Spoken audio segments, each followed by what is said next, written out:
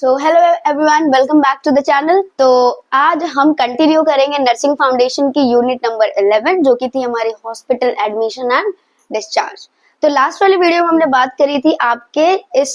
Unit के अंदर जो पहला टॉपिक था एडमिशन के बारे में, मतलब एडमिशन प्रोसेस, ठीक है, या फिर एडमिशन के टाइम पे क्या क्या चीजें हमें करनी होती हैं, क्या क्या प्रोसीजर्स होते हैं, क्या क्या डॉक्यूमेंटेशंस होती हैं, ठीक है, टाइप्स ऑफ एडमिशन, ये सारी चीजें हमने लास्ट वीडियो में डिस्कस करी थी। इस वीडियो में हम डिस्कस करेंगे डिस्चार्ज के बारे में, ठीक है। तो डिस्चार्ज के बारे में हम समझेंगे, डिस्चार्ज का प्रोसीजर क्या है, उसके पर्पस, उसके टाइप्स, ये सारी चीजें हम इस वीडियो में डिस्कस करेंगे, ठीक है। तो स्टार्ट करते हैं। सबसे पहले हम बात करेंगे डिस्चार्ज के बारे में कि डिस्चार्ज है क्या, मतलब जो टर्म डिस्चार्ज है फ्रॉम हॉस्पिटल वो क्या है। अगर कोई पेशेंट, कोई इंडिविजुअल हॉस्पिटल से डिस्चार्ज ले रहा है तो उसका मतलब क्या है या क्यों वो अप्लाई हो रहा है, ठीक है, वो समझते हैं। तो पहले हम देखेंगे डेफिनेशन। तो डिस्चार्ज की डेफिनेशन यहाँ पे जैसे है कि discharge is the preparation of patient to leave hospital and return to own natural environment. तो सबसे पहले हमें बताया गया है कि जब पेशेंट हॉस्पिटल से डिस्चार्ज लेता है और अपने जो उसका जो नेचुरल एनवायरनमेंट है, लाइक अपना घर, ठीक है, जहाँ वो रहता हो, जो जो उसकी लाइफस्टाइल है, जो भी उसकी क्या बोलते हैं ना, लाइफस्टाइल जैसे चलती, लिविंग जैसे चलती है, उसमें जब वो रिटर्न करता है हॉस्पिटल में एडमिट, इतने टाइम तक एडमिट होने के बाद, ट्रीटमेंट एंड केयर लेने के बाद जब वो डिस्चार्ज होता है, ठीक है, मीन्स जब वो हॉस्पिटल को छोड़ता है तब वो अपने जो नॉर्मल लाइफस्टाइल होती है ना उसमें रिटर्न करता है, उस स्टेट पे वापस जाता है, तो वो टर्म को कहा जाता है कि डिस्चार्ज, ठीक है। मतलब वो एक ऐसा पॉइंट है जब सारा प्रोसीजर, सारा ट्रीटमेंट, सारा केयर, सब कुछ एडमिट होके हॉस्पिटल में रिसीव करने के बाद जब इंसान हॉस्पिटल को छोड़ता है तो उसको क्या कहते हैं, डिस्चार्ज कहते हैं, ठीक है। और वो कहाँ जाता, मीन्स क्या होता है, वो उसका एक नेचुरल जो एनवायरनमेंट होगा, जो लाइफस्टाइल होगी, उसमें वो रिटर्न होता है with the termination of hospital care. तो अच्छा, यहाँ पे टर्मिनेशन ऑफ हॉस्पिटल केयर क्यों बोला जा रहा है, क्योंकि हॉस्पिटल में जब पेशेंट एडमिट होता है, इंडिविजुअल एडमिट होता है, तो हॉस्पिटल की पॉलिसीज के अकॉर्डिंग, उसके डिजीज कंडीशन के अकॉर्डिंग, ठीक है, पेशेंट को जितनी नीड है वो हॉस्पिटल उसको केयर एंड ट्रीटमेंट प्रोवाइड करता है, वो मैनेजमेंट उसके ऊपर अप्लाई करता है, ठीक है। तो जैसे ही वो वहां से डिस्चार्ज लेता है पेशेंट या इंडिविजुअल, तो वहां से वो जो केयर हॉस्पिटल के साइड से चल रही थी उसका टर्मिनेशन होता है, ठीक है, मतलब उसको रोका जाता है, क्योंकि जब वो डिस्चार्ज लेगा तो वो अपने घर पर जाएगा, तो फिर वो घर पर केयर जो भी उसको मिलेगी वो उसके फैमिली मेंबर केयर गिवर से मिलेगी, ठीक है, तो वो होम बेस्ड केयर होगी, ठीक है, वो हॉस्पिटल की केयर नहीं होगी। इसीलिए यहाँ पे बताया जाता है कि टर्मिनेशन ऑफ हॉस्पिटल केयर है। तो ऑल ओवर डिस्चार्ज क्या है, डिस्चार्ज एक ऐसा लेवल है, एक ऐसा स्टेट है, या कह सकते हैं एक ऐसा प्रोसीजर है जिसमें पेशेंट एक लंबे टाइम क्या मीन्स एडमिट रहता है, जब हॉस्पिटल में, हॉस्पिटल केयर के अंडर में रहता है, ठीक है, हॉस्पिटल ऑब्जर्वेशन के अंडर में रहता है, ठीक है, वहां से जो भी इसको ट्रीटमेंट, जो भी केयर उसको मिल रहा था, वो सब कुछ रिसीव करने के बाद जब वो वापस अपने नॉर्मल स्टेट में जाता है हॉस्पिटल को छोड़ के, वो होता है आपका डिस्चार्ज, ठीक है। तो यहाँ पे बताया गया है कि discharge is the preparation of patient to leave hospital and return to own natural environment with the termination of hospital care, ठीक है। अब हम बात करेंगे पर्पस क्या क्या है डिस्चार्ज के, मतलब हम डिस्चार्ज यूज क्यों करते हैं, डिस्चार्ज एज अ प्रोसीजर क्यों यूज करते हैं, ठीक है। तो यहाँ पे बताया गया पहला, to ensure the continuity of care after discharge, मतलब जैसे हम डिस्चार्ज दे रहे हैं तो उसके बाद ऑफ कोर्स पेशेंट तुरंत, मतलब ऑफ कोर्स हम रिकवरी के टाइम पेशेंट को डिस्चार्ज दे रहे हैं, लेकिन उसको कब थोड़े बहुत फ्रीक्वेंट टाइम तक, कुछ टाइम पीरियड के लिए उसको कंटिन्यूअस केयर चाहिए होती, चाहे वो फिर वो होम बेस्ड मैनेजमेंट हो, ठीक है, या फिर जो उनके पर्सनलाइज्ड केयर गिवर्स हैं, ये लोग होते हैं, या हेल्थ केयर प्रोवाइडर्स हैं, वो उनको हेल्प करें, उनको केयर प्रोवाइड करें, ठीक है। तो मतलब वहां पे केयर कंटिन्यूअस वे में चलता रहता है, बस वो हॉस्पिटल के बजाय घर पे उनको मिलने लगता है, ठीक है। तो उस केयर को कंटिन्यूएशन में रखने के लिए हम डिस्चार्ज देते हैं, ताकि जो हॉस्पिटल की केयर थी वो अब सफिशियंट है, वो पेशेंट रिकवर कर गया और नाउ अब वो होम बेस्ड मैनेजमेंट या होम बेस्ड केयर पर कह सकते हो बेटर सरवाइव कर सकता है, ठीक है। Then to assist the patient to complete hospital formalities before discharge, discharge हम प्रोसीजर इसलिए भी यूज करते हैं ताकि पेशेंट अपनी हॉस्पिटल फॉर्मेलिटीज को भी पूरा करे, लाइक आप कैसे समझ सकते हो कि जैसे पेशेंट अगर डिस्चार्ज नहीं ले रहा है तो उसको पता ही नहीं होगा ना हॉस्पिटल में क्या क्या फॉर्मेलिटीज हो रही हैं, मतलब उसे कौन कौन से डॉक्यूमेंटेशन ले जाने हैं, क्या क्या फॉर्मेलिटीज फर्दर करनी है, या आफ्टर हॉस्पिटल से निकलने के बाद उसे क्या करना है। तो डिस्चार्ज में बहुत सारे प्रोसीजर्स इंक्लूड होते हैं, जैसे उसके डिजीज कंडीशन को लेके उसको एजुकेशन देना हो गया, उसके फर्दर ट्रीटमेंट के बारे में उसे बताना हो गया, मेडिकेशंस हो गई, ठीक है, उसके थेरेपीज हो गया, रिहेबिलिटेशन हो गया। तो ये सारी चीजें डिस्चार्ज में ही आती हैं। अगर वो डिस्चार्ज नहीं लेगा या फिर आप कह सकते हो वो डिस्चार्ज नहीं यूज करेगा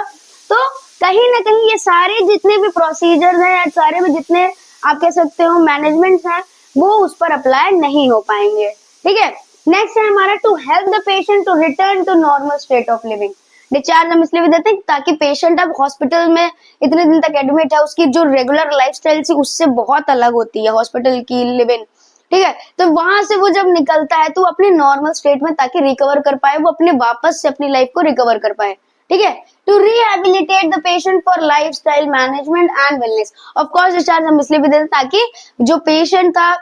वो अब इतना लाइक आप किसी डिजीज मान लीजिए एक्यूट या क्रॉनिक इलनेस से सफर कर रहा था, ठीक है, अब उस चीज को रिकवर कर गया तो वहां पे कहीं ना कहीं थोड़ा सा ना पॉसिबिलिटी होता है कि वो अपनी पुरानी लाइफस्टाइल को वापस से रीगेन करे जब वो वेल एंड फिट था। ठीक है, तो उसको वापस से कंटिन्यूएशन में लाने के लिए उसको रिहेबिलिटेशन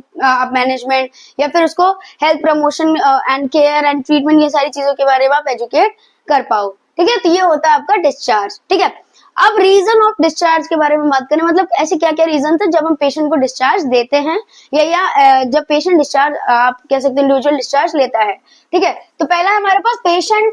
क्योर हो चुका है, मतलब वो रिकवर कर चुका है, वो अपने नॉर्मल स्टेट में वापस आ चुका है, उसकी फंक्शनिंग नॉर्मल हो चुकी है। ठीक है, बॉडी फंक्शनिंग एंड जो भी इसको डिजीज इलनेस या कोई भी जो भी कंडीशन थी जिसकी वजह से हॉस्पिटलाइज था वो चीज अब रिकवर कर चुकी है, मीन्स क्योर हो चुकी है। ठीक है, ये हो गया आपका पहला रीजन। नेक्स्ट है आपका being transferred to another unit और हॉस्पिटल। मतलब क्या है कि या तो पेशेंट को किसी और यूनिट में शिफ्ट कर दिया गया, मान लीजिए आपका डिस्चार्ज पहले पेशेंट जैसे आपका पेशेंट बहुत ज्यादा क्रिटिकल था, आपका पेशेंट इमरजेंसी में था। ठीक है, आप इमरजेंसी में लाए, इमरजेंसी में भी क्रिटिकल होने की वजह से वो आईसीयू में था। ठीक है ना, लेकिन अब क्या हो गया, रिकवर कर गया, तो अब उसको नॉर्मल वार्ड में शिफ्ट कर रहे हैं, मींस टू अदर यूनिट। तो वहां पे शिफ्ट करने का मींस वहां आईसीयू से डिस्चार्ज लेके पर्सन इमरजेंसी के आईसीयू से वो अब नॉर्मल स्पेशलाइज्ड वार्ड में या फिर कह सकते हो कि कॉमन जो वार्ड होता है उसमें जनरल वार्ड में शिफ्ट हो चुका है, या फिर अदर हॉस्पिटल में। अदर हॉस्पिटल में लाइक जैसे कुछ पेशेंट्स होते हैं जो शायद रिकवर नहीं कर पाते हैं। ठीक है, जो भी हॉस्पिटल अपने साइड से ट्रीटमेंट एंड केयर कर रही है पेशेंट को, उसे शायद रिकवर नहीं कर रहा, उनको सर्जरी की नीड है या फिर उनको स्पेशलाइज्ड केयर की नीड है, तो वो क्या करेंगे, अपने हॉस्पिटल से फर्दर सुपीरियर हॉस्पिटल पे, सुपीरियर सुपर स्पेशलिटीज पे, या फिर आप कह सकते हो जहां बेटर ट्रीटमेंट उनको मिल पाएगा या जहां पे सर्जरीज अवेलेबल है, ये जो भी चीजें इंक्लूडेड है, वहां पे जब शिफ्ट होता है पेशेंट तो वो होता है आपका हॉस्पिटल मींस वहां से डिस्चार्ज लेके वो नेक्स्ट सुपर स्पेशलिटी हॉस्पिटल में एडमिट होगा। तो वो ट्रांसफर ऑफ जो पेशेंट का है ना वो भी एक डिस्चार्ज के फॉर्म में ही हो रहा है कि पेशेंट इस यूनिट से डिस्चार्ज लेके अब अदर हॉस्पिटल में जा रहा है।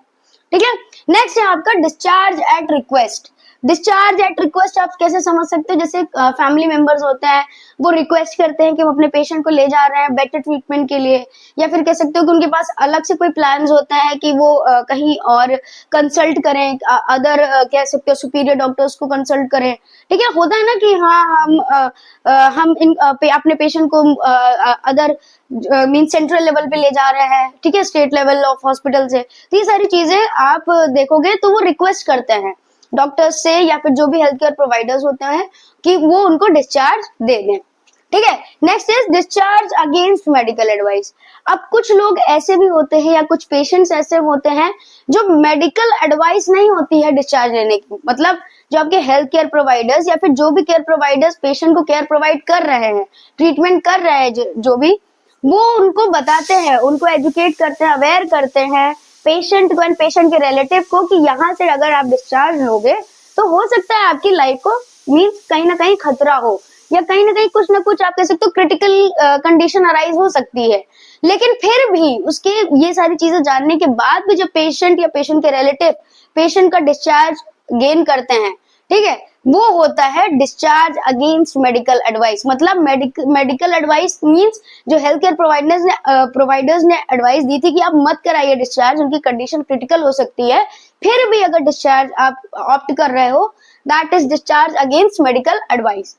देन लास्ट आपका आता है डेथ ऑफ पेशेंट। लास्ट में लाइक अगर आपका पेशेंट है वो रिकवर नहीं कर पाया, उसकी डेथ हो गई है, देन आप डिस्चार्ज फाइल करते हैं पेशेंट को, या फिर आप कह सकते हैं जो डेड बॉडी होती है उसको आप डिस्चार्ज क्लेम करते हैं। ठीक है, नाउ हम देखेंगे types of discharge. Types of discharge में हमारे आते हैं 6 टाइप्स। ठीक है, इनके बारे में हम अलग अलग डिस्कस करेंगे। तो पहला कौन सा है आपका प्लान्ड डिस्चार्ज, लामा, डामा,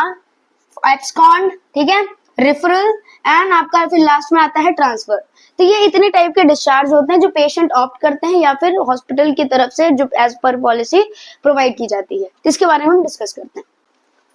ओके, तो हम बात करते हैं टाइप्स के बारे में। तो जैसे हमने देखा कि हमारे पास 6 टाइप्स हैं, तो उनके बारे में हम बात करते हैं। तो सबसे पहले हमारे पास है प्लान्ड डिस्चार्ज। तो प्लान्ड डिस्चार्ज क्या होता है?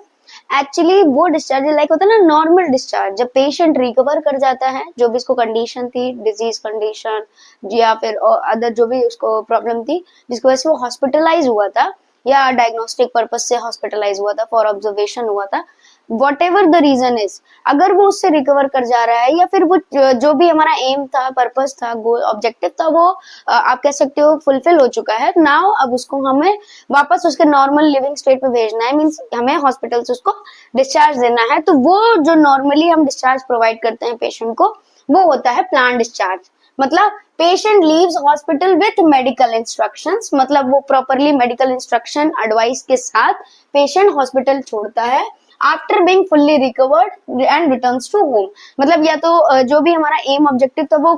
हमारे जो भी थे वो फुलफिल हो चुके हैं, या फिर जो पेशेंट हमारे पास एडमिट था इतने दिन से, वो आफ्टर ट्रीटमेंट एंड केयर वो प्रॉपरली रिकवर हो चुका है, तो इसलिए अब हम उसे वापस उसके घर भेज रहे हैं with proper medical instruction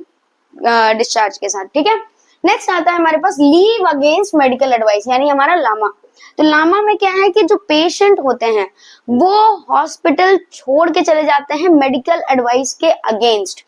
medical advice के अगेंस्ट का क्या मतलब है कि मतलब आपके जो भी हेल्थ केयर प्रोवाइडर्स होते हैं जो पेशेंट को ट्रीट कर रहे हैं, ठीक है, स्पेसिफाइड पेशेंट को जिसको भी ट्रीट कर रहे हैं health care provider, doctors, nurses, तो उनका एडवाइस ये होता है कि आप हॉस्पिटल मत छोड़िए, आपको अभी ट्रीटमेंट नेसेसरी है या आपका जो भी ट्रीटमेंट प्लान चल रहा है वो बहुत जरूरी है। ठीक है, अगर आप छोड़ते हैं तो हो सकता है आपको आगे कॉम्प्लिकेशंस देखनी पड़े, आप अपनी लाइफ को रिस्क कर रहे हो। ये सब जानने के बावजूद कि हमारी लाइफ को रिस्क है, हमें आगे फर्दर कॉम्प्लिकेशंस हो सकते हैं, ये सब जानने के बावजूद जब पेशेंट मेडिकल एडवाइस मींस ये सारी चीजों को जान के वहां से डिस्चार्ज ऑप्ट करता है, ठीक है, उसको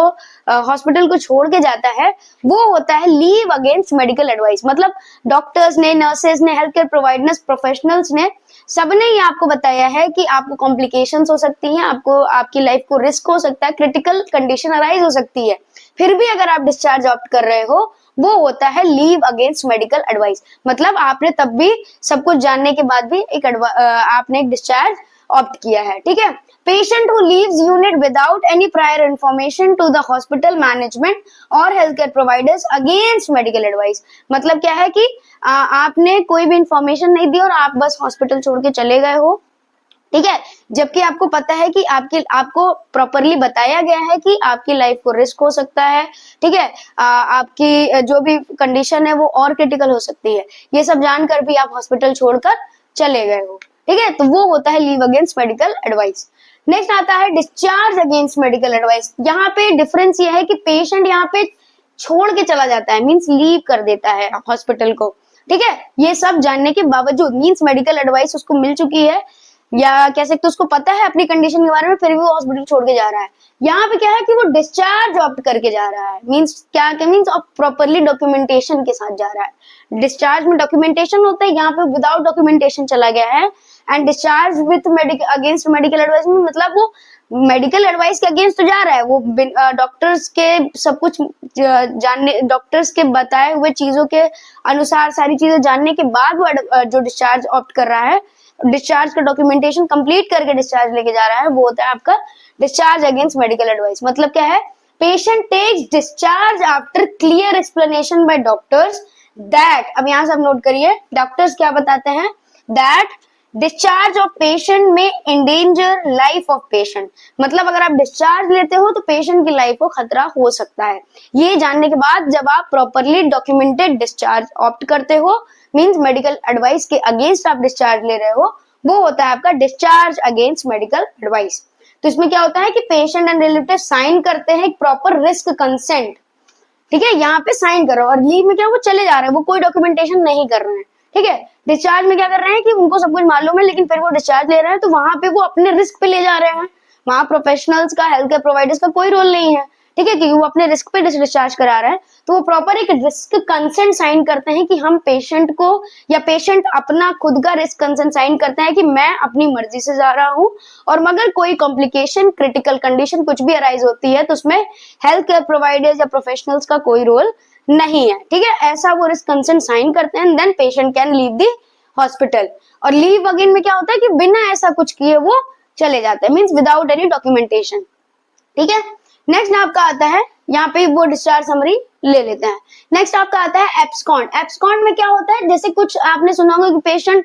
डर के भाग गए, ठीक है, या हॉस्पिटल छोड़ के चले गए, तो ऐसे होता है ना, कुछ पेशेंट आपने ऐसे किस्से सुने होंगे, ठीक है, तो वो जो होता है वो होता है एब्सकॉन्ड। एब्सकॉन्ड में क्या होता है, पेशेंट एस्केप कर जाता है वार्ड से, क्या होता है, एस्केप कर जाता है, मींस आप जैसे सुना होगा कि पेशेंट विदाउट एनी इन्फॉर्मेशन, एक होता है ना पेशेंट अचानक से गायब हो गया, अरे अभी तो था, अभी सुबह तो था लेकिन अभी गायब हो गया, उसके रिलेटिव भी गायब है, या आप कह सकते हो उसके अटेंडर्स भी गायब है, पेशेंट भी गायब, या कभी कभी ऐसा होता है फैमिली होती है लेकिन पेशेंट नहीं है, उनका पेशेंट ही कहीं गायब हो गया, क्योंकि ऐसी कंडीशन तभी अराइज होती है जब पेशेंट मेंटली इल होता है, ठीक है, कि हो सकता है वो मेंटली डिस्टर्ब हो पेशेंट, या फिर पेशेंट बहुत ज्यादा डरा हुआ हो, या फिर कहीं ना कहीं कोई ऐसा इशू हो, या मेडिकल लीगल केसेस होते हैं, ठीक है, या फिर आप ये केसेस ज्यादातर देखते हो जो क्रिमिनल केसेस होते हैं, जहाँ पे जो क्रिमिनल पर्संस होते हैं, ठीक है, जो आपके क्रिमिनल्स होते हैं वो भाग जाते हैं हॉस्पिटल से, तो वो होता है आपका एब्सकॉन्ड में, मतलब वो विदाउट एनी इंफॉर्मेशन, बिना किसी को खबर लगे, बिना कोई टाइमिंग के, बिना किसी चीज के वो छोड़कर हॉस्पिटल चले जाते हैं, दैट इज एब्सकॉन्ड, ठीक है। नेक्स्ट आपका आता है रिफरल। रिफरल में क्या है, patient is referred to specialised care, ठीक है, क्यों रेफर कर, मतलब एक पेशेंट को हम स्पेशलाइज्ड केयर या ट्रीटमेंट के लिए रेफर कर रहे हैं किसी दूसरे यूनिट में या फिर किसी अदर हॉस्पिटल में, वो होता है रेफर। और रेफर हमेशा होता है बाय प्रोफेशनल्स, ये पेशेंट ऑफ नहीं करता है, ठीक है, ये प्रोफेशनल सजेस्ट करते हैं, ये प्रोफेशनल्स की एडवाइस होती है कि पेशेंट को हम रेफर कर रहे हैं ताकि उसको स्पेशलाइज्ड केयर या ट्रीटमेंट किसी अदर यूनिट में या फिर किसी आपके कह सकते हो अदर सुपर स्पेशलिटी हॉस्पिटल में मिल सके। ये ज्यादातर आपके सर्जरीज में होता है कि पेशेंट को हम अंडर ट्रीटमेंट रखते हैं, लेकिन अब हमें समझ में आ रहा है प्रोफेशनल्स के कह सकते हो कि पॉइंट में होता है कि वो कहीं ना कहीं उनको समझ में आता है कि पेशेंट की सर्जरी अब करनी ही पड़ेगी या पेशेंट को सर्जरी रिक्वायर्ड है, ठीक है, पेशेंट को स्पेशलाइज्ड ट्रीटमेंट रिक्वायर्ड है, तो वो खुद से क्या करते हैं, पेशेंट को जनरल वार्ड से स्पेशलाइज्ड वार्ड में रेफर करते हैं या फिर स्पेशलाइज्ड यूनिट में रेफर करते हैं ताकि उनकी सर्जरी हो पाए या फिर ट्रीटमेंट हो पाए, ठीक है। नेक्स्ट आपका आता है ट्रांसफर। ट्रांसफर में क्या होता है, जब पेशेंट को किसी एक यूनिट से दूसरे यूनिट, एक हॉस्पिटल से दूसरे हॉस्पिटल में कह सकते हो आप ट्रांसफर किया जाता है, शिफ्ट किया जाता है, तब वहां पे जो डिस्चार्ज समरी बनाई जाती है वो ट्रांसफर डिस्चार्ज होता है, ठीक है। वहां पे क्या होता है कि पेशेंट को एक यूनिट से दूसरे यूनिट, लाइक आपके सामने बात करी थी स्टार्टिंग में, इमरजेंसी में अगर लाइक आपका पेशेंट आया था तब क्रिटिकल कंडीशन थी उसकी, ठीक है, लेकिन उसको आईसीयू में रखा गया, लेकिन अब वो रिकवर कर चुका है, तो अब उसको जनरल वार्ड में हम कुछ दिन ऑब्जर्वेशन के लिए रखेंगे, फिर उसको डिस्चार्ज दिया जाएगा। तो आईसीयू से जनरल वार्ड के जो बीच में आता है ना कि आईसीयू से डिस्चार्ज लेके वो जनरल वार्ड में आया, दैट इज ट्रांसफर डिस्चार्ज। और जब वो नॉर्मली रिकवर करके अपने घर को लौटता है, दैट इज प्लान डिस्चार्ज, ठीक है। तो ट्रांसफर डिस्चार्ज क्या है कि किसी एक यूनिट से या किसी एक हॉस्पिटल से हम पेशेंट को जब दूसरे यूनिट या हॉस्पिटल में डिस्चार्ज करते हैं, मींस कह सकते हो शिफ्ट करते हैं, वो ट्रांसफर होता है। और जब वो नॉर्मली रिकवर होके अपने घर को लौटता है, दैट इज आपका प्लान्ड डिस्चार्ज, ठीक है, ये हो गया। तो ये आपके सारे 6 के 6 टाइप्स थे। पहला क्या था, प्लान डिस्चार्ज, जिसमें पेशेंट रिकवर कर रहा है या फिर आप कह सकते हो डेथ ऑफ द पेशेंट हो रही है, तब आप प्लान डिस्चार्ज होता है कि हाँ पेशेंट को डिस्चार्ज हमें देना चाहिए, वहां पे ही अप्लाई होता है। लामा होता है जहाँ पेशेंट को पता होता है कि उसकी लाइफ को रिस्क है, ठीक है, क्रिटिकल कंडीशन अराइज हो सकती है, फिर भी वो बिना किसी इंफॉर्मेशन के हॉस्पिटल छोड़ के चले जाते हैं। नेक्स्ट इज डामा, जिसमें होता है डिस्चार्ज अगेंस्ट मेडिकल एडवाइस, मतलब उनको सब कुछ मालूम है कि पेशेंट की लाइफ को रिस्क है, सब कुछ मालूम होने के बावजूद जब पेशेंट अपने रिस्क पर या फिर पेशेंट के रिलेटिव अपने रिस्क पर कंसेंट साइन करके पेशेंट को डिस्चार्ज लेके चले जाते हैं या फिर डिस्चार्ज समरी ऑप्ट करते हैं, that is discharge against medical advice. Then आपका आता है एब्सकॉन्ड, जिसमें आप एस्केप ऑफ पेशेंट होता है, मतलब पेशेंट वहां से भाग जाते हैं हॉस्पिटल छोड़ के। वो मेंटली इल पर्सन हो सकते हैं, क्रिमिनल पेशेंट हो सकते हैं, ये सारे होते हैं आपके एब्सकॉन्ड में। रिफरल में आप प्रोफेशनल जब पेशेंट को किसी स्पेशलाइज्ड केयर या यूनिट में रिफर करते हैं ताकि उनको स्पेशल केयर या ट्रीटमेंट या सर्जरी ये सारी चीजें उनको मिल सके या ट्रीटमेंट हो सके, तो वो होता है आपका रेफरल, मतलब एक यूनिट से स्पेशलाइज्ड एरिया में। देन आपका ट्रांसफर में क्या होता है कि किसी स्पेसिफिक यूनिट से आपको स्पेसिफिक यूनिट या किसी स्पेसिफिक हॉस्पिटल में जब ट्रांसफर किया जाता है फॉर ट्रीटमेंट या शिफ्ट किया जाता है, वो आपका होता है ट्रांसफर डिस्चार्ज। ओके, नेक्स्ट हम बात करेंगे कि डिस्चार्ज प्रोसीजर, मतलब डिस्चार्ज करते वक्त कौन कौन सी चीजों का हमें ध्यान रखना है, उसमें क्या क्या प्रोसीजर्स हैं, उसके बारे में बात करते हैं। ओके, तो नाउ हम डिस्कस करेंगे हमारे डिस्चार्ज प्रोसीजर के बारे में, मतलब हमें डिस्चार्ज के टाइम में करना क्या क्या होता है। ठीक है, तो फर्स्टली हम बात करेंगे प्रोसीजर जो स्टार्ट होती है तो उसके फॉर्मेट के अकॉर्डिंग। ठीक है, तो फर्स्ट ऑफ ऑल हमें क्या करना होता है, जो भी डिस्चार्ज का ऑर्डर आया है, जो डॉक्टर ने दिया है, जो प्रोफेशनल्स ने दिया है, उसे हमें चेक करना है कि सच में पेशेंट को डिस्चार्ज देना है या नहीं देना है, फ्रॉम व्हाट। ठीक है, मतलब एक रिटन आपके पास डॉक्यूमेंटेशन प्रेजेंट होना चाहिए जिसमें क्लियरली मेंशन हो कि यहाँ पेशेंट को अब डिस्चार्ज मिल सकता है, जिसमें साफ साफ मेंशन हो कि वो डिस्चार्ज का कौन सा टाइप है। ठीक है, जो कि आपका डामा हो, लामा, डामा या फिर आपका plan discharge, referral, transfer, whatever जो टाइप्स होते हैं वो उसमें मेंशन होगा। ठीक है, जैसे आपके पास ऑर्डर आता है तो आपको क्या करना है, उस पेशेंट एंड पेशेंट के रिलेटिव को इन्फॉर्म करना है डिस्चार्ज के बारे में कि उनको डिस्चार्ज मिल चुका है, now they are being discharge from the hospital. फिर वहां पे आपको क्या करना है, पेशेंट की कंडीशन को एग्जामिन करना है और उसको डॉक्यूमेंट करना है। मतलब डिस्चार्ज के टाइम पे पेशेंट की क्या कंडीशन है वो आपको एग्जामिन करना है, उसके वाइटल्स, उसकी स्टेबिलिटी, ठीक है, उसकी जो भी कंडीशन है, उसका डिजीज कंडीशन का कह सकते हो stage of disease condition, level किस लेवल पर है, क्योंकि डामा में क्रिटिकल कंडीशंस अराइज होने के चांसेस होते हैं, तो इसलिए आपके पास एक डॉक्यूमेंटेशन होना चाहिए कि हमने इस स्टेट पर पेशेंट को डिस्चार्ज किया था। प्लान डिस्चार्ज में भी आपके पास डॉक्यूमेंटेशन होना चाहिए, वो तभी होगा जब एग्जामिन करोगे कि पेशेंट वेल रिकवर्ड है, now we have planned for discharge. ठीक है, तो ये सारी चीजों के आपको कंडीशन को एग्जामिन करना है पेशेंट की और उसको फिर डॉक्यूमेंट करना है, उसके वाइटल्स को, उसके कंडीशन को, उसकी अदर स्टेबिलिटी को। ठीक है, देन आपको क्या करना है, रिमूव करना है अननेसेसरी आर्टिकल, जैसे पेशेंट के ऊपर आईवी कैनुलास होते हैं, एनजी ट्यूबिंग होती है, आपके कैथेटर्स होते हैं, ठीक है, फॉलीज कैथेटर्स, ये सारी चीजें जो अननेसेसरी है, जो पेशेंट के अब यूज में नहीं है, उसको प्रॉपरली रिमूव करना है। ठीक है, और केयर प्रोवाइड करनी है उसकी, ताकि उसको फर्दर कोई कॉम्प्लिकेशन ना हो। लाइक अगर आप आईवी कैनुला निकाल रहे हो तो क्लीनिंग होगी, ठीक है, ये सारी चीजें आप करोगे। कैथेटर आप रिमूव कर रहे हो तो प्रॉपर उसकी क्लीनिंग करिए ताकि यूटीआई के चांसेस ना हो। ठीक है, एनजी ट्यूबिंग आप रिमूव कर रहे हो, वो भी आप केयर प्रोवाइड करिए ताकि पेशेंट वापस से जो ओरल के थ्रू आप फीड करा रहे हो वो सारी चीजें अगर आप रिमूव नहीं कर रहे हो, ठीक है, अगर आप आर्टिकल जैसे होता है कुछ नेसेसरी होते हैं लाइक एंटी ट्यूबिंग, कुछ पेशेंट ओरल नहीं अभी तुरंत नहीं अपने रिबैक पे आ सकते हैं कि वो वापस से खाने लग जाएं, तो वहां पे आप उनको एजुकेट करिए कि ये अभी कुछ दिन तक रहेगा और ऐसे इसकी केयर करनी है, ऐसे फीड करना है। तो ये सारी चीजें आपको वहां पे करनी है कि आपको अगर जो भी आर्टिकल है आपको लगता है कि वो अभी नेसेसरी है तो उनके बारे में आप उनको एजुकेट करिए, और जो अननेसेसरी आर्टिकल्स है उनको रिमूव करिए और उसकी केयर आप करिए ताकि कोई भी फर्दर कॉम्प्लिकेशन उसके क्या बोलते हैं उसकी वजह से ना हो। ठीक है, नेक्स्ट आपको क्या करना है, जैसे ही आपने सब रिमूव कर दिया, पेशेंट को कंफर्टेबली ड्रेस करानी है हाइजीनिक कंडीशन में, लाइक उसके होम ड्रेसेस जो भी होंगे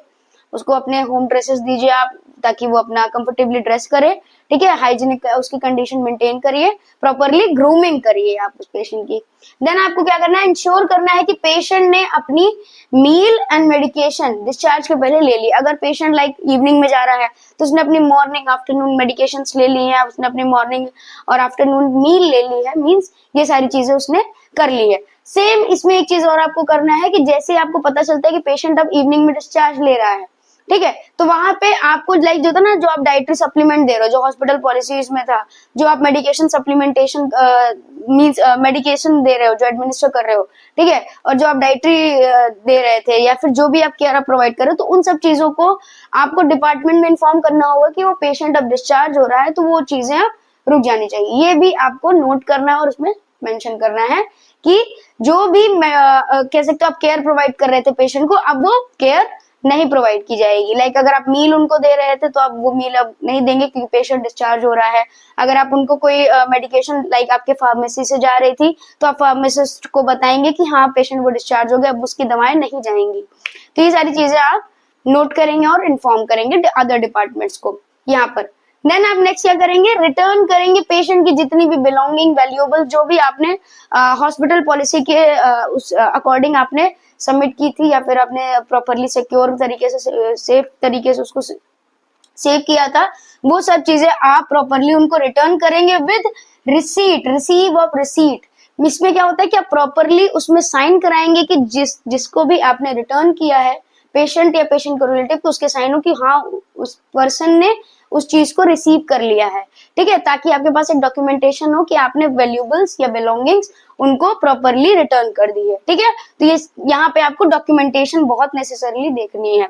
नेक्स्ट आपका आता है complete documents and records after billing. आपको बिलिंग और जो भी डॉक्यूमेंटेशन लाइक पेशेंट के इन्वेस्टिगेशन हो सकते हैं, पेशेंट की रिपोर्ट्स, रिकॉर्ड्स, ठीक है, उसके केयर प्लान्स, सारी चीजें आप एक अपना डॉक्यूमेंट फाइल आप रेडी करिए, रिकॉर्ड रेडी करिए, जो कि एक हॉस्पिटल में भी प्रेजेंट होना चाहिए क्योंकि हॉस्पिटल की हिस्ट्री में रहता है, ठीक है, हॉस्पिटल के डॉक्यूमेंटेशन एंड रिकॉर्ड रूम में, ठीक है। तो एक होगा एंड अदर आप कॉपी प्रिपेयर करिए ताकि आप पेशेंट को भी प्रोवाइड कर सकें। तो ये सारी चीजें आपको देखनी है आफ्टर बिलिंग। ये सारी बिलिंग का भी जो भी है अकाउंट्स का, वो आप सारी चीजें क्लियर आउट करिए, चाहे आपका फार्मेसी का हो, चाहे आपके इन्वेस्टिगेशंस का हो, स्क्रीनिंग का हो, डायग्नोस्टिक का हो, केयर ट्रीटमेंट प्रोसीजर्स, ये सारी चीजों आपको देखनी पड़ेगी। ये सब करके फिर आप एक डिस्चार्ज समरी ऑब्टेन करिए, ठीक है। ऑल ओवर आप डिस्चार्ज समरी ऑब्टेन करने के बाद क्या करेंगे, एक डिस्चार्ज समरी की कॉपी आप अपने फाइल में रखेंगे एंड डिस्चार्ज समरी आप पेशेंट को प्रोवाइड करेंगे। देन आपको क्या करना है, एश्योर करना है कि पेशेंट ने रिसीव कर ली है अपनी सारी मेडिकेशन जो भी उनको प्रेस्क्राइब थी। लाइक आपके जब पेशेंट आपके अंडर में था, आपके ऑब्जर्वेशन में था, आपके हॉस्पिटल पॉलिसी के अकॉर्डिंग उसको जो भी ट्रीटमेंट चल रहा था, जो भी मेडिकेशन एडमिनिस्टर हो रही थी, अब उसने वो सारी मेडिकेशन कह सकते हो ना फॉर अ वीक या जितना भी प्रिस्क्रिप्शन है, for a week, for a month, जो भी है प्रिस्क्रिप्शन, उसने वो हॉस्पिटल से मेडिसिन जो भी हैं वो रिसीव कर ली है। अब रिसीव तो कर लिए, अब नेक्स्ट आपको क्या करना है कि एजुकेट करना है पेशेंट को उसी के रिगार्डिंग कि उसको वो मेडिकेशन कैसे खानी है, कितने टाइम पे खानी है, क्या डोजेस हैं, कैसे रूट से खानी है, मींस कि क्या रूट है एडमिनिस्ट्रेशन के मेडिकेशन के। लाइक कुछ इंजेक्शन हो सकते हैं जो कि आपके आईवी लगते हैं, ठीक है, आईएम लगते हैं, ठीक है, कुछ मेडिकेशन होंगे जो ओरल होंगे, कुछ मेडिकेशन होंगे लाइक आपके इंसुलिन जो सबक्यूटेनियस और ऐसे होंगे। तो ये सारी चीजें आपको उनको एजुकेट करनी है ड्रग रेजिमेंट के बारे में। देन आपको उनको फर्दर एजुकेट करना है उनके डिजीज कंडीशन के बारे में कि हाँ जो उनको डिजीज कंडीशन थी वो क्या थी, कैसे थी, कैसे रिकवर हो गए, आगे के क्या ट्रीटमेंट प्लान्स हैं, आगे वो क्या मॉडिफिकेशंस लाएंगे अपने लाइफस्टाइल में कि वो कंडीशन के कॉम्प्लिकेशंस ना बढ़े, या अपने फैमिली मेंबर में वो कैसे उसको प्रिवेंट कर सकते हैं। ये सारी चीजें आप एजुकेट करेंगे। देन फर्दर आप बताएंगे पेशेंट को कितना स्लीप, कितना रेस्ट उनको चाहिए ताकि उनकी जो बॉडी है फंक्शनिंग है वो प्रॉपरली रिकवर हो जाए, ये ताकि वो जो होम बेस्ड मैनेजमेंट है ना वो उसको प्रॉपरली फॉलो करे, ठीक है। उनको डाइटरी मैनेजमेंट आपको बताना है कि उनको क्या खाना है, कैसे खाना है, न्यूट्रिशनल कितना लेना है, सप्लीमेंटेशन, ठीक है। उनको आपको फिजिकल थेरेपी मींस एक्टिविटीज के लिए बताना है कि उनको कितना एक्सरसाइज करनी है, क्या है, कितनी एक्टिविटीज में इन्वॉल्व होना है। लाइक आप जैसे फॉर एग्जाम्पल प्रेग्नेंट वुमेन्स, ठीक है, आप जैसे ही प्रेग्नेंट आफ्टर डिलीवरी जब पेशेंट आपका बेबी डिलीवर हो जाता है तो आप प्रेग्नेंट वुमेन्स को कहते हैं ना कि आप कुछ टाइम तक आपको कोई भी एक्टिविटी नहीं करनी है, ठीक है, ताकि फर्दर कॉम्प्लिकेशंस ना हो। ये सारी चीजें आपको एजुकेट करना है। लेकिन वेदर अदर कंडीशन में आप पेशेंट को एडवाइस करते हो लाइक अदर डिजीज कंडीशन में कि उनको कुछ एक्सरसाइजेस करनी है, लाइक रेस्पिरेटरी, अगर आपके पेशेंट हैं तो आपको बताना है कि आपको रेस्पिरेटरी एक्सरसाइजेस करनी है, ठीक है। तो ये सारी चीजें आप उनको एक्सप्लेन करोगे प्रॉपरली आप एजुकेट करोगे। एंड आपको लास्ट में बताना है फॉलो अप विजिट के लिए, मतलब अगर कोई भी मींस टाइमली आपको फॉलो अप करते रहना है, ठीक है। आपका मंथली फॉलो अप हो सकता है, ठीक है, आपका वीकली फॉलो अप हो सकता है, फॉलो अप करते रहिए। एंड अगर कोई भी कॉम्प्लिकेशन आ रहा है, लाइक आपके जैसे आप ड्रग्स ले रहे हो, उसका कोई भी एडवर्स रिएक्शन है, तो उसको अगर वो सारी चीजें आ रही है या कुछ भी अगर कोई भी कॉम्प्लिकेशन आ रही है, तो वो प्रॉपरली आके हॉस्पिटल विजिट करें। ये सारी चीजें आपको एजुकेट करनी है। देन पेशेंट के जाने के बाद आपको क्या करना है, आपको इन्फॉर्म करना है कि हाँ अथॉरिटीज को कि अब पेशेंट डिस्चार्ज ले रहा है। जो भी आपके इन्वॉल्व हेल्थ केयर प्रोवाइडर्स हैं उन सबको आपको इन्फॉर्म करना है। देन आपको क्या करना है, रिकॉर्ड करना है पेशेंट का डिस्चार्ज का टाइम और डेट, मतलब पेशेंट कितने बजे और किस डेट को, ठीक है, प्लेस वगैरह, ये सारी चीजें आपको मेंशन करनी है। पेशेंट की इन्फॉर्मेशन मेंशन करनी है। आपके मीन्स डिस्चार्ज आपके जो भी रिकॉर्ड होते हैं डिस्चार्ज फाइल में, आप मीन्स डिस्चार्ज रिकॉर्ड में आपको मेंशन सारी चीजें रिकॉर्ड करनी है कि हाँ पेशेंट ने अब डिस्चार्ज ले लिया इतने टाइम को, इतने डेट को, इस प्लेस से, ठीक है, या इस यूनिट या वार्ड से, ठीक है। एंड देन आपको फर्दर करना है रीऑर्गेनाइजेशन ऑफ यूनिट, मतलब जहां से भी पेशेंट ने डिस्चार्ज लिया है, जिस भी बेड से या जिस भी यूनिट से, अब आपको उसको फर्दर रीऑर्गेनाइज करना है ताकि जो अदर पेशेंट हैं उनको आप एडमिट करा सको, ठीक है। तो these are all over discharge procedure, ठीक है।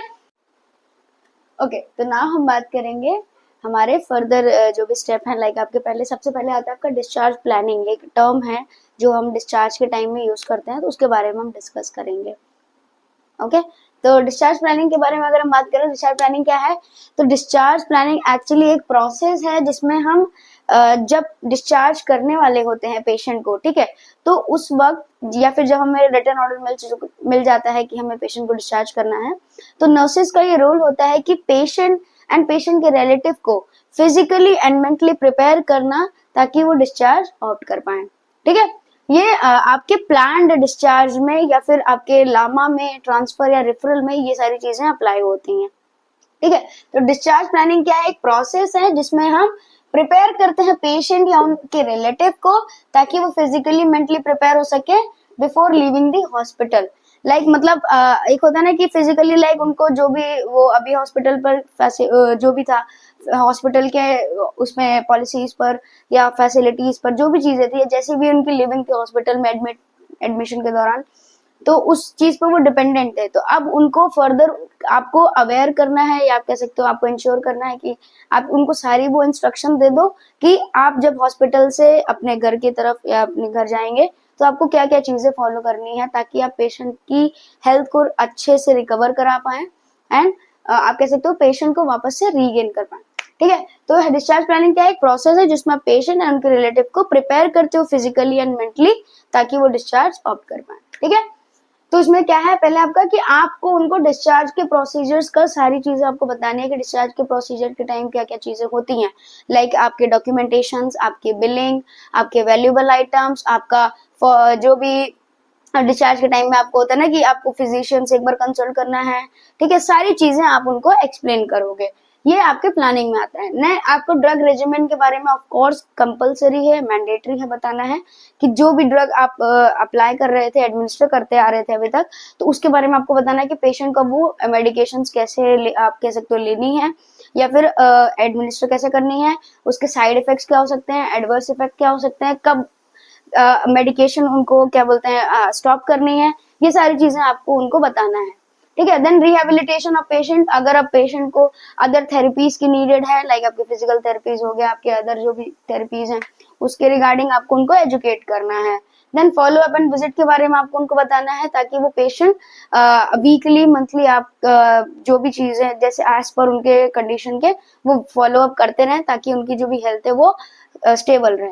ठीक है। नेक्स्ट है आपको एजुकेट करना है किसी भी कॉम्प्लिकेशन के लिए, अगर कोई भी कॉम्प्लिकेशन आती है लाइक आपके ड्रग के एडवर्स इफेक्ट्स हो सकते हैं या आपके जो भी डिजीज कंडीशन है उसके रिगार्डिंग कोई भी कॉम्प्लिकेशन अगर आ रही है तो पेशेंट को विजिट करना है हॉस्पिटल, ठीक है, ताकि वो टाइमली आपका क्योर हो सके। देन आपका आता है आपको टेस्ट रिजल्ट एक्सप्लेन करने हैं, ये प्लानिंग में इसलिए इंक्लूडेड है क्योंकि बहुत सारे लोग ऐसे होते हैं या आप कह सकते हो पेशेंट ऐसे होते हैं जो अपने ही टेस्ट मींस जो भी इन्वेस्टिगेशन स्क्रीनिंग होते हैं उनके बारे में उनको इतनी नॉलेज नहीं होती है, तो वो कहीं ना कहीं उनके अंदर एक एंजाइटी एक होता है रिलेटेड कि क्या है कैसे है, हमें तो पता ही नहीं, हमें तो बताया ही नहीं गया। तो ये चीजें उनके मन में नहीं होनी चाहिए। वो आपको एक्सप्लेन करना है कि उनके टेस्ट रिजल्ट पहले कैसे थे, उनकी कंडीशन पहले कैसी थी और अभी कैसे है, कितना रिकवर कर चुके हैं, कितना और टाइम लगेगा, क्या क्या चीजें हैं, ठीक है, कहाँ पे कमी है, कहाँ पे नहीं है, और फिर आप अगर कमी है तो कैसे वो कंप्लीट होगी थ्रू डाइटरी, लाइफस्टाइल मॉडिफिकेशन। ये सारी चीजें आपको उनको एक्सप्लेन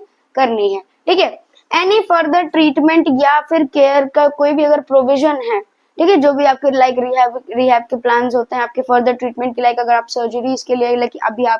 आपने एडमिट किया, आपने ट्रीटमेंट किया, आपने डिस्चार्ज दे दिया, लेकिन हो सकता है फ्यूचर में उनको सर्जरीज की नीड पड़े, ठीक है। तो ये सारी चीजें आपको फर्दर जो भी चीजें फ्यूचर में उनका है रिगार्डेड, वो आपको एक्सप्लेन करनी है, ठीक है। एंड इसमें एक चीज और इंक्लूडेड, जब आप प्लानिंग करते हो, डिस्चार्ज प्लानिंग करते हो या आप कैसे तो आप एजुकेट करते हो पेशेंट को, तो आपको उसकी कंडीशन के अकॉर्डिंग सारी चीजें आपको बतानी पड़ती है। हेल्थ एस्पेक्ट को लेकर, आपको वेलनेस के एस्पेक्ट को लेकर, मतलब कैसे डिजीज कंडीशन वो क्या है, कैसे होती है, या क्या क्या चांसेस हैं, रिस्क फैक्टर्स हैं, वो आपको एक्सप्लेन करना है, कैसे ट्रीट हो सकती है, क्या क्या मैनेजमेंट है, एंड क्या क्या मेजरली आपको बताना है प्रिवेंशन मेथड है, ताकि उनके किसी अदर फैमिली मेंबर को, ठीक है, या अदर किसी जो आपको उनके सराउंडिंग में पर्सन, एनवायरमेंट में पर्सन, उनको किसी को उस चीज से ना गुजरना पड़े, ठीक है, वो उनको कंडीशन ना हो, ठीक है, कैसे वो प्रिवेंट कर सकते हैं कि वो कंडीशन अराइज ना हो, ठीक है। ये सारी चीजें आपको एक्सप्लेन करनी होती है इन डिस्चार्ज प्लानिंग। नेक्स्ट हमें देखना है, जब पेशेंट डिस्चार्ज होकर चला जाता है तो जो हमारे पास यूनिट बचता है, जो बेड पेशेंट छोड़ के गया है, ठीक है, लाइक होता है ना कि आपने एक अलॉट किया था बेड उनको, ना वो यूनिट अब खाली हो गई है, हमें अब नया एडमिशन वहां पे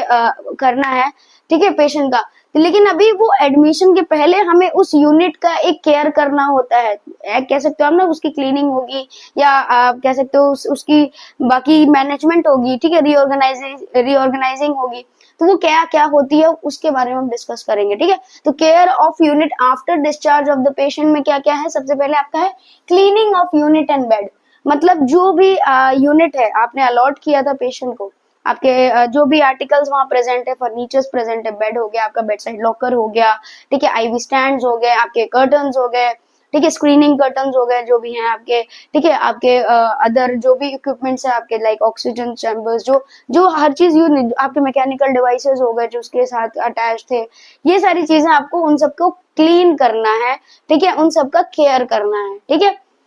वहां पे आपको ये चीजें देखनी है कि आप क्लीन कैसे करोगे, लाइक आपके जो भी बेड्स होते हैं वहां पे, जैसे लाइक कोई भी डेब्रिस हो, जो भी आर्टिकल हो, जो भी वेस्ट डिस्पोज चीजें हैं, वो आपको डिस्पोज करना है according to BMW, means biomedical waste के अकॉर्डिंग, ठीक है। ये सारी चीजें आपको वहां पे देखनी है। नेक्स्ट आपका आता है disinfection of unit bed with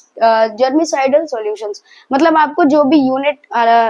मिला है आफ्टर डिस्चार्ज, जो यूनिट है पेशेंट का, उसको प्रॉपरली डिसइंफेक्ट या स्टेरलाइज करना है आपको। तो स्टेरलाइज ज्यादातर नहीं होता है, ज्यादातर होता है डिसइंफेक्शन। और डिसइंफेक्शन किससे होता है, जर्मिसाइडल सॉल्यूशन मींस एंटीबैक्टीरियल जो भी होते हैं आपके solution, germicidal means micro organism killing solution जो होती हैं,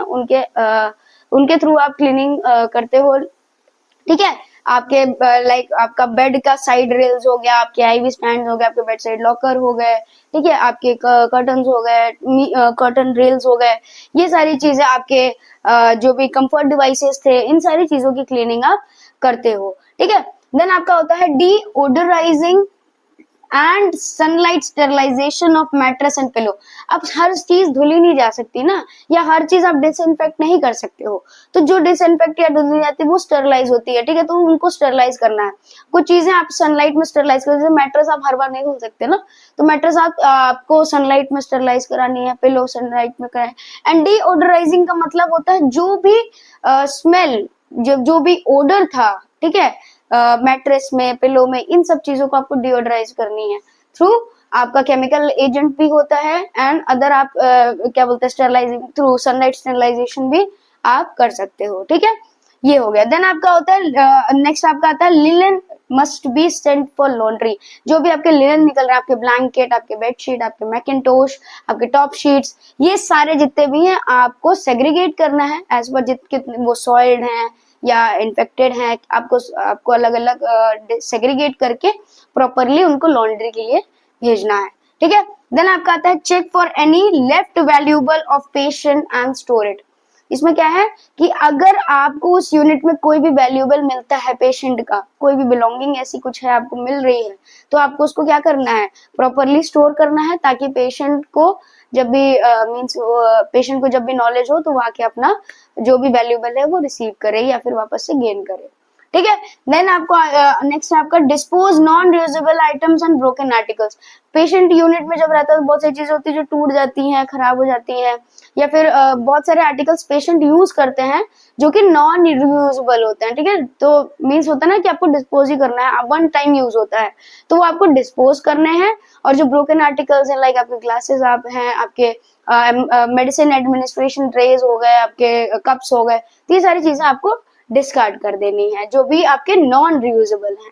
ठीक है। नेक्स्ट आपका डिसइंफेक्ट करना है, आपके पूरे एरिया को या फिर पूरे यूनिट को डिसइंफेक्ट करना है। लाइक आपका डस्टिंग, मॉपिंग, ये सारी चीजें आप करके जैसे आप क्लीनिंग कर चुके हो आपने चीजें डिसइंफेक्ट कर दी हैं। देन आपकी जो भी एरिया है, मीन जो फ्लोर एरिया है वो भी आपको डिसइंफेक्ट करना है। ठीक है, ये आपका हो गया care of unit after discharge.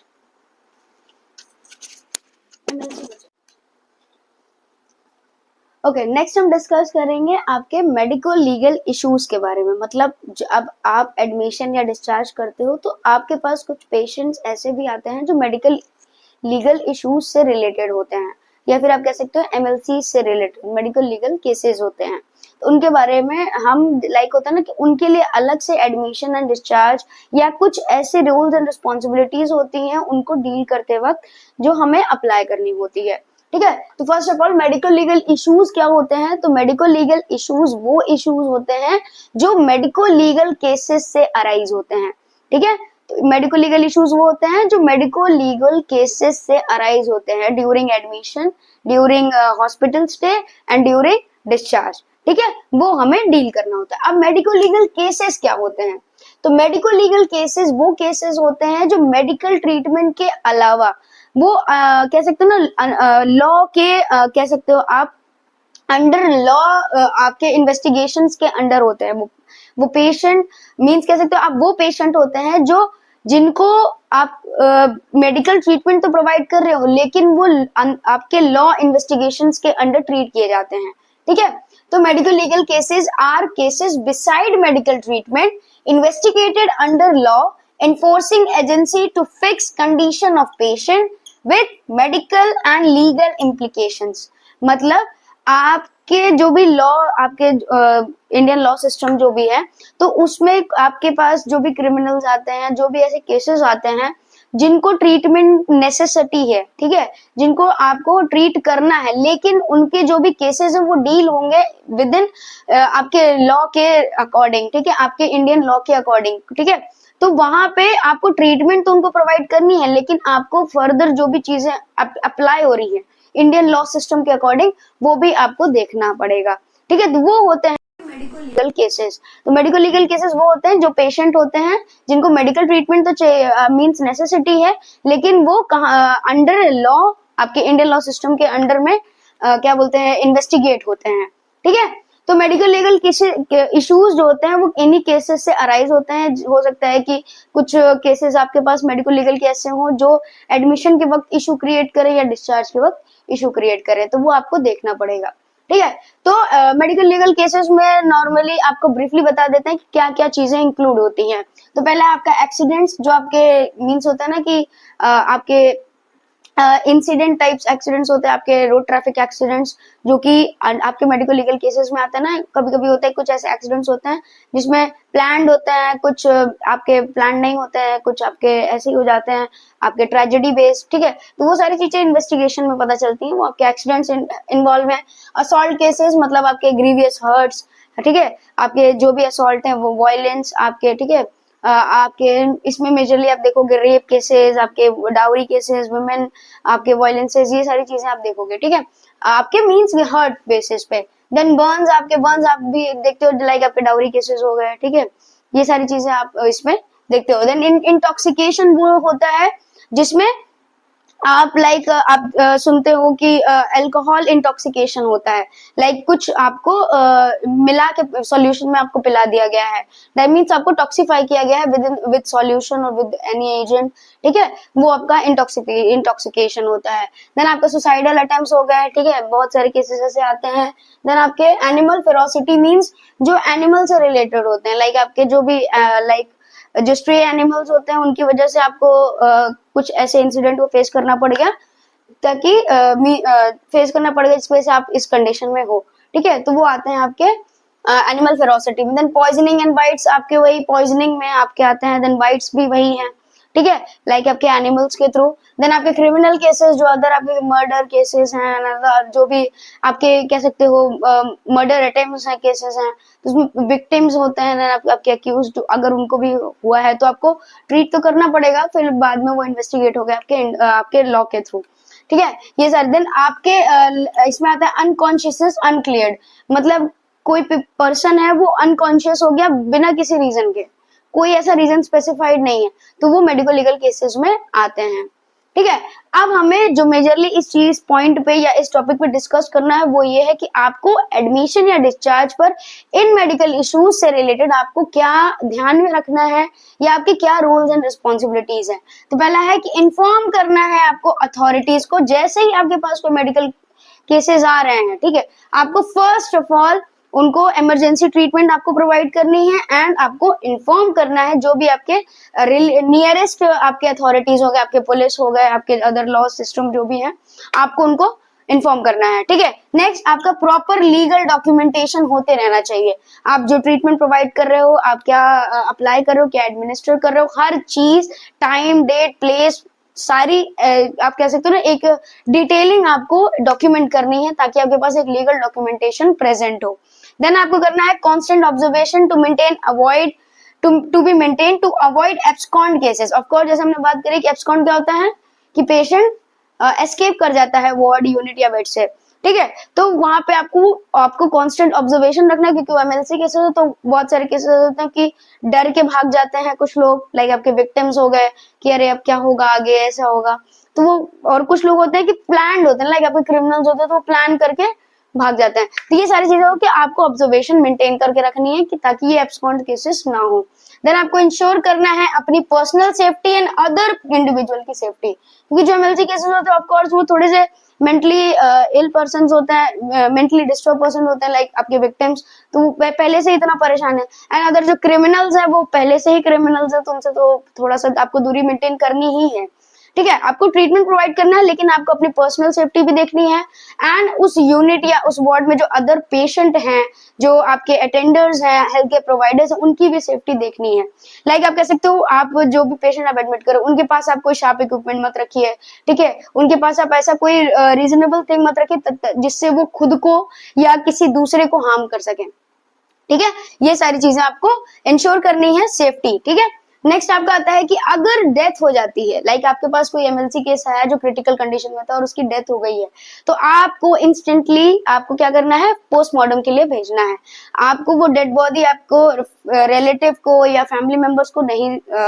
आपको देनी है, प्रेजेंट नहीं करनी है, आपको सीधे वो पोस्टमार्टम के लिए भेजनी है, ताकि आपको जो भी रीजन था वो क्लियरिफाई हो पाए, ठीक है। और do not hand over dead body family member जब तक ऑर्डर नहीं आता है आपके पास, जब तक एक लीगल डॉक्यूमेंटेशन आपके पास नहीं आ रही, लीगल ऑर्डर नहीं आ रहा है, तब तक आपको dead body family member, relative या किसी को भी वो नहीं देनी है, ठीक है। नेक्स्ट थिंग आपको मेंशन करना है कि do not issue any death certificate until ordered, क्योंकि ये सारी चीजें आपके लॉ इन्वेस्टिगेशन के अकॉर्डिंग होती हैं, तो ये आपको नहीं करना। हॉस्पिटल में आप नॉर्मली रूटीन जो पेशेंट होते हैं उनका आप अगर डेथ हो रहा है तो आप डिस्चार्ज प्लान तैयार करते हो, फिर उनका डेथ सर्टिफिकेट तैयार करते हो, तो वो आपको एमएलसी केसेस में नहीं करना है, क्योंकि वो